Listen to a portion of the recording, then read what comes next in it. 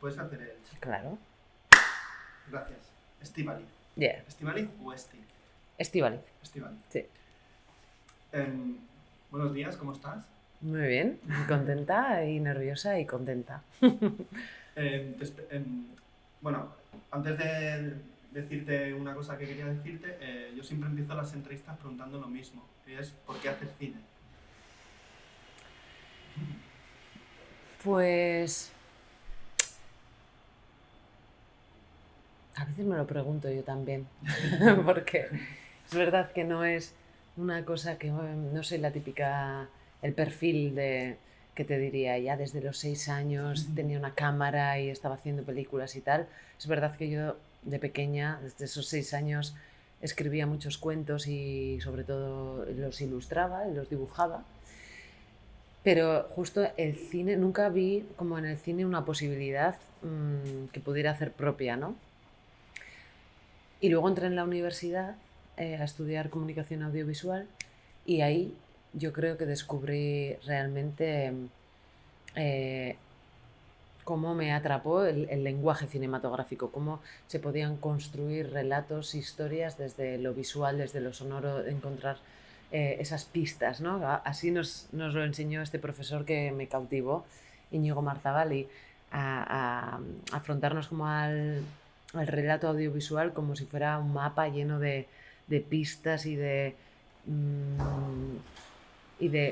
lecturas más allá de lo verbalizado, de lo evidente, de lo argumental, sino cómo se cuenta eso argumental desde el lenguaje cinematográfico. Eso fue algo que me atrapó muchísimo y como que ahí quizá empecé a pensar en esos términos y no sé, la verdad es que es un poco incierto porque luego estuve trabajando, después de la universidad, estuve trabajando 5 años en el sector de la televisión, pero desde lugares más técnicos y de coordinación, de postproducción y demás. Y a los 27 años recuerdo como, y sin embargo siempre como haciendo talleres de escritura de guión, de montaje. Entonces había como una pulsión que no cejaba, pero como que tampoco me terminaba de concebir a mí misma como con la legitimidad o la posibilidad de serlo. Y a los 27 años di un volantazo a la derecha o a la izquierda, no recuerdo. Y, y dejé ese trabajo y me vine a Barcelona a intentar hacer una apuesta por ese pequeño sueño que tenía ahí y a probarlo. Hice un máster de dirección y en realidad ahí empezó todo a suceder poco a poco. Bueno, poco a poco en un espacio de tiempo grande, porque yo vine aquí como cerca de 2011 y desde entonces pues eso, ha ido como forjándose este presente, ¿no? ¿Te esperabas todo este viaje cuando estabas haciendo una película o la pensabas? ¿Te esperabas todo este viaje? En Porque absoluto. he visto un montón de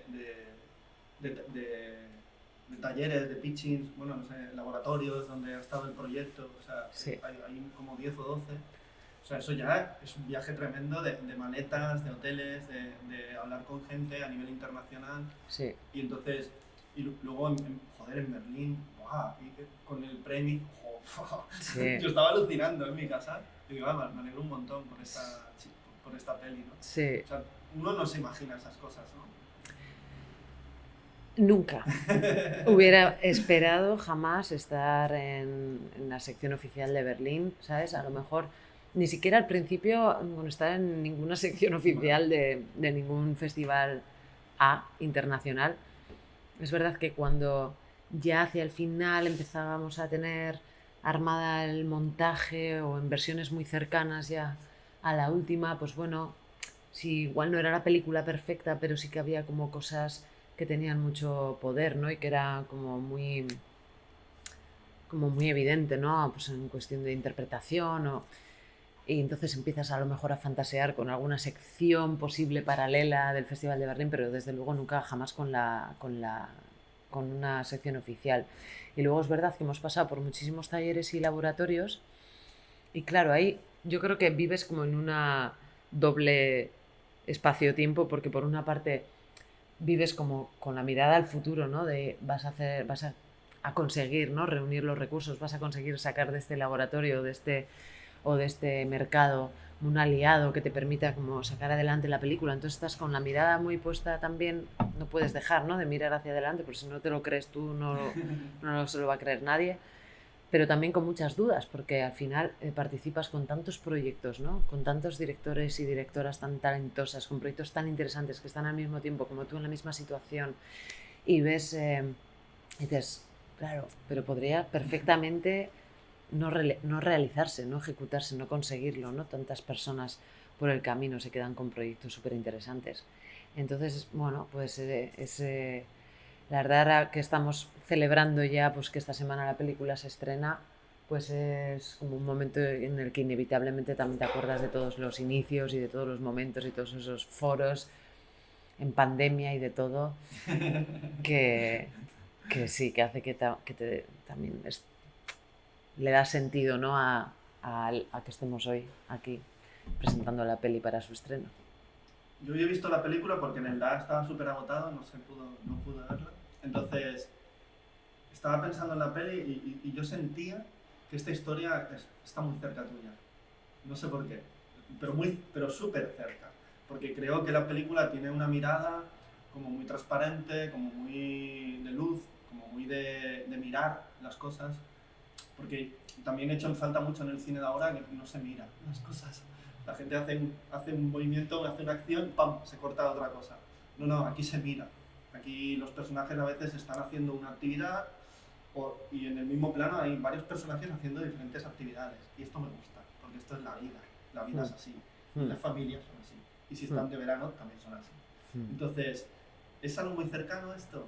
Es algo que tú has visto, que tú has mirado también y querías que el espectador también lo mirase como tú lo mirabas. Bueno, me gusta, me llama mucho la atención y me gusta mucho que utilices tanto la palabra mirar y que veas que es un cine que mira, porque también es una película que intenta ayudar o provocar un escenario donde podamos mirar con más, bueno, con otra mirada, con más atención, con más pausa, con más escucha, pues a realidades que no son ajenas, que son diversas, que son distintas y que a veces les cuesta expresarse, ¿no?, porque encuentran mucha dificultad alrededor para poder expresarse y ser quienes son, y que por eso mismo hay como que escuchar y mirar con más atención. Entonces, me llama eso la atención. Me gusta mucho también que pongas como en relieve esta idea, porque si dices que es algo que sientes que pueda ser algo muy cercano a mí, yo bueno, soy hija de una familia numerosa, tengo 5 hermanos y hermanas, y, y he crecido y he vivido y he crecido en un seno donde siempre estaban sucediendo muchas cosas a la vez, ¿no?, muchos dramas a la vez, muchas vivencias, cada uno con sus conflictos, y al mismo tiempo siendo afectada por ellos también, no solo por tus propias cuestiones y por tus propias dificultades, sino también eh, por las de quienes me rodeaban, ¿no? Y también aprendiendo a través de sus aprendizajes. Entonces, bueno, esta idea de la intersubjetividad dentro del seno familiar, de la interacción, de las sí, de lo íntimamente conectados y supeditados a la mirada del otro que estamos en ese proceso de constitución de eso que llamamos identidad, teniendo en cuenta que claro que está supeditado a ese proceso relacional, pero también la identidad tiene una gran parte que ver con una vivencia íntima y personal interna, ¿no? Entonces, esta idea de explorar cómo se interseccionan estos dos ámbitos en el camino a identificarte por quién eres, o de nombrarte por quién eres, o de expresarte y actuar y vivir en consonancia, era algo que me interesa. También aparece de alguna forma en anteriores trabajos míos, sin tratar la temática trans, pero también en estos trabajos también estaba encima de la mesa todas las cuestiones relacionadas a la identidad de género, a la vivencia del cuerpo, a cómo la vivencia del cuerpo también transforma tu autopercepción y la relación con el otro en el seno de la familia. Y sí que creo que bueno, que también en mi vida personal como que he reflexionado mucho y he cuestionado muchas veces todos esos límites que se me imponían o que se me dibujaban alrededor por el hecho de ser mujer y, y que de alguna forma me ha conducido también a hacer esta película, ¿no?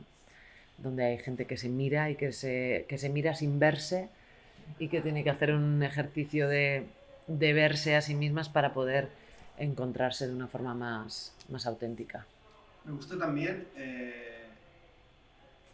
los espacios de la película. Los niños aceptan mucho esto. De niño parece que eres, no sé, que no tienes prejuicios, no tienes historias, no tienes miedos, inseguridades, no haces las cosas y punto. No piensas si está bien o mal. Pero de adulto, ¿qué pasa? Que te conviertes en un gilipollas realmente. O sea, no quieres ver, te escondes, ocultas, prejuicias, pones excusas. Pero a mí me gusta el puente que hay en la película, porque la tía es ese puente. La tía, sin explicar quién es, sabemos su condición, o la película lo mira un poquito, ¿no? Le dice, bueno, esto está así, ¿no? Y me gusta ese puente. Y en ese sentido me acuerdo de La mitad del cielo, la película de Manuel Gutiérrez Aragón, que ganó la Concha de Oro del 80 y tantos. Y es una historia de una chica que va a Madrid a hacer de ama y tal, y está como en dos puentes. Y la abuela es ese puente.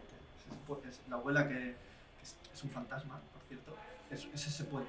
Ese puente entre su tierra y la nueva vida de Madrid, ¿no? Un puente de sabiduría. Para mí tu tía es esa abuela, es un pozo de sabiduría. De hecho, entiendes mucho lo que pasa en la película con esas conversaciones. Por ejemplo, hay un momento con las abejas que para mí, mira, se me eriza el pelo porque es súper maravilloso, porque explica muy bien lo que está ocurriendo ahí. Y ella lo ve y con calma. Nosotros están siempre nerviosos, alterados. De hecho, la madre, hostia, qué mejunje emocional tiene. Entonces, ¿qué nos pasa de mayores? ¿Qué nos pasa? ¿Por qué somos así? No hemos aprendido nada de la vida, nos hemos olvidado de cuando éramos niños. No sé. Yo creo que, bueno, yo creo que o sea, seguramente estaríamos todas bastante de acuerdo en decir que vivimos con una ausencia tan prácticamente total de tiempo y de reposo, ¿no? Y todo es un frenesí tan absoluto. En general vivimos en unos términos de precariedad que hace que salir adelante sea lo urgente, y en ese salir adelante se impone a otras muchas cosas que en realidad son fundamentales y capitales en la vida, ¿no? Que son las relaciones, que es el cuidado de la vida, el sostenimiento, lo que nos produce sosiego y calma. Eso no está de moda porque no es productivo, ¿no? Y vivimos como en un paradigma de producir y de sobrevivir. Y ahí, en esa velocidad absoluta, no hay tiempo para... La película empieza con esta cama en la que tenemos a una madre y a una niña y están absolutamente cerca y aún así no se ven, ¿no? Y termina esa secuencia y empezamos en el frenesí, en el ruido y en la rapidez de todo lo que implica ese inicio de vacaciones, que al final es un reflejo de esa vida que llevan.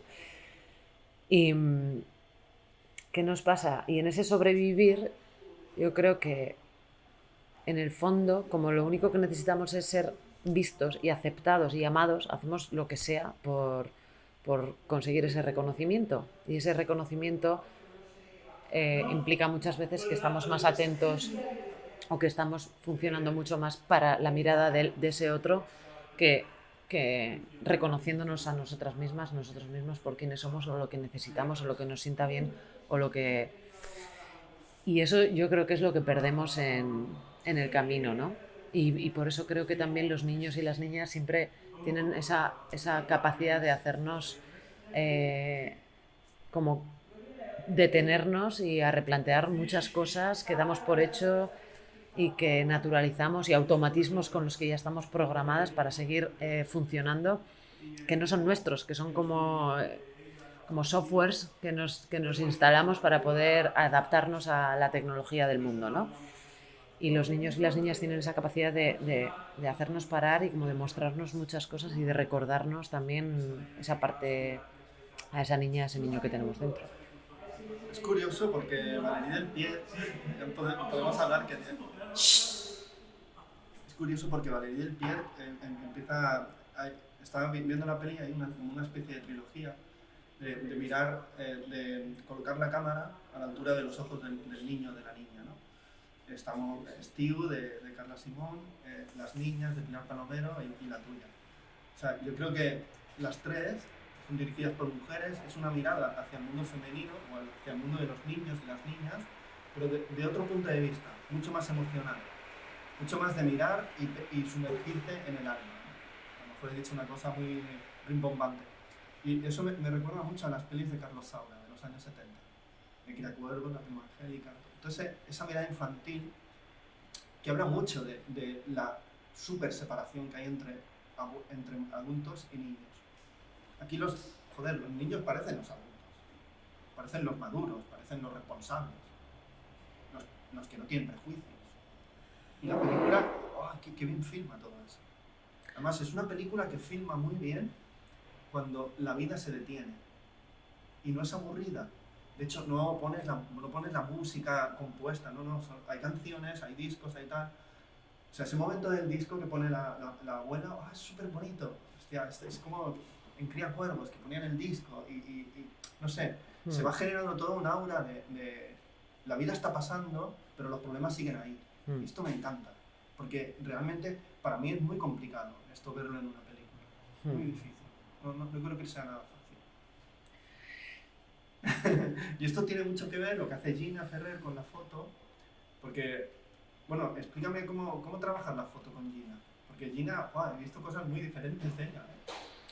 Pues, a diferencia a lo mejor de esas dos primeras películas que mencionabas, en mi caso sí que no quería centrarme exclusivamente en el acompañamiento del personaje central, en el personaje de 8 años, ¿no? No es como una película de, ¿cómo se dice? One character driven film, ¿no? Porque uno de los temas que quería abordar en la peli, o de las ideas, era que la transformación que sucede en la película no es la de una persona, sino es la de una relación familiar, pero que en concreto se sintetiza en esa relación madre-hija, ¿no? Entonces es la transición de esa relación entre madre e hija, y eso, una relación siempre implica dos polos, ¿no? Entonces, obviamente el personaje que empieza siendo leído como Aitor en la película es uno de esos polos, pero en el otro extremo está la madre, y es un personaje para mí tan central, y sobre todo porque es un perfil con el que por generación, edad y lugar en el mundo también yo me puedo sentir más identificada en realidad. Entonces era muy importante mantener el equilibrio con el tránsito que hacen estos dos personajes a lo largo de la película, para que, aun cuando abandonaba a una de ellas para no perder el interés con respecto a lo que la otra estaba transitando, y esa representación de esos dos personajes también requería como un planteamiento formal distinto, ¿no? Y si bien con la niña pequeña sí que estaba más a la altura de sus ojos, observando el mundo y también desde un lugar más próximo, sin entrar tampoco en primeros planos que trataba de rehuir para no tampoco... Bueno, me interesaba estar cerca de ella para descubrir el mundo con ella. Sí, no hay planos frontales, todos son de lado, de soslayo. Sí, y es como acercándose a una intimidad, ¿no? Sí, y tampoco muy primeros planos para tampoco como ni invadir ni dejar, pero sí que me interesaba también estar cerca lo suficientemente de ella como para dejar también el mundo adulto fuera de campo en muchas ocasiones, y que todo lo que ahí se habla o se verbaliza o se insinúa o se determina está penetrando dentro del frame, ¿no? Del campo, y como también afectando, aunque no lo parezca, o aunque la niña pudiera estar en otra serie de acciones mientras la vida sigue pasando y sigue siendo afectada por ella, ¿no? Por esas conversaciones adultas y demás. Con la madre, por ejemplo, el planteamiento era distinto, ¿no? Era quizá estar como en un plano mucho más general, donde admitía el cuadro, el encuadre, la inclusión de más personajes al mismo tiempo, y así se podía dar como esa idea también de interrelación de intersubjetividad entre todos los personajes, porque como espectador también tienes la oportunidad de detenerte en cualquiera de todos los que están actuando, ¿no? En esa coreografía, aunque el foco esté puesto en uno de los personajes. Y ese marco, o sea, ese plano general, que es más esa foto de familia, se va cerrando en el caso, en el acompañamiento de la madre, a medida que vamos penetrando más en su propio dilema, y se va abriendo más en el caso de la niña a medida que se va viendo como asimilada por ese plano general, ¿no? Por esa estructura social y familiar.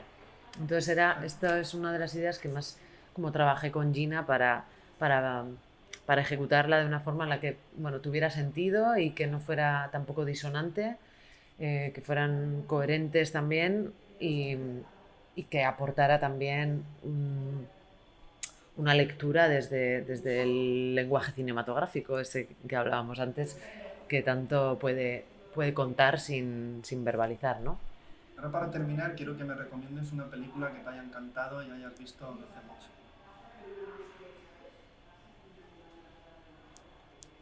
Bueno, he visto El castigo Sí, de Matías Lee. de Matías Vice, me Pasó por aquí gustó hace poco. muchísimo. Ah, sí, Sí. me gustó mucho. Tiene una apuesta muy interesante y una interpretación También la también maternidad brillante. y... Y sí, esos otros relatos, ¿no? Que está también muy necesitado el mundo de escuchar sobre ideas como la familia, la maternidad y tal, que han sido tan arquetípicamente mostradas. También Petit Maman, que también podría también seguir indagando en la idea de la maternidad, pero con otro punto de vista súper distinto y muy original, y es una de las increíbles películas más profundamente conmovedoras que he visto. Ya Vale. hace un poquito más de tiempo, pero ahí lo cerraría. Pues Estíbaliz, un placer hablar contigo. Gracias Vale. por tu peli. En serio te lo Gracias. digo de corazón. Es que ricasco. Y es que ricasco. Y yo siempre digo hasta la próxima película. Hasta la próxima película.